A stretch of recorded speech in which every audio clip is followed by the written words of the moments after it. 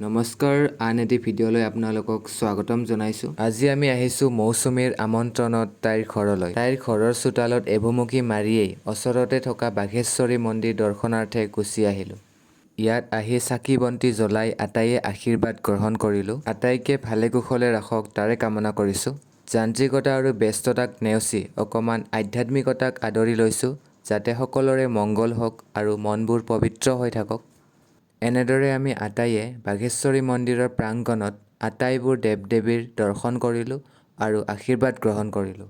আচলতে মন্দিৰ বা পবিত্ৰ স্থানত উপস্থিত থাকিলে স্বতঃস্ফূৰ্তভাৱে মনবোৰ শান্তি আৰু প্ৰশান্তি লাভ কৰে। এনেদৰে মন্দিৰ দৰ্শন কৰি আমি মৌচুমীহঁতৰ ঘৰলৈ পুনৰ উভতি গ'লোঁ। এয়া আহি পায়েই আমাক চাহৰ জুতি আগবঢ়ালে আৰু চাহ দেখিয়ে চবৰে মুখত হাঁহি বিৰিঙিছে। চাহ খোৱাৰ ঠিক পাছতেই আমি এই আড্ডাস্থলীত মাংসটো বনাবলৈ আগভাগ ল'লোঁ।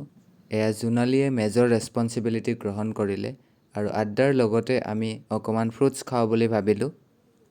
মাংসটো হোৱাৰ পাছে পাছে ভাবিলোঁ বহুদিন হ'ল কলপাতত ভাত খোৱা নাই, তেনেকৈ আজি ভাবিলোঁ কলপাততে ভাত খাওঁ।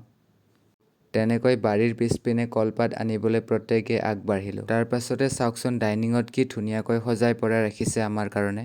এনেদৰে সুন্দৰ আতিথ্য আৰু মৌচুমীহঁতৰ ঘৰখনৰ অকৃত্ৰিম মৰম আৰু আদৰে আমাক খুব আনন্দিত কৰিলে। ধন্যবাদ।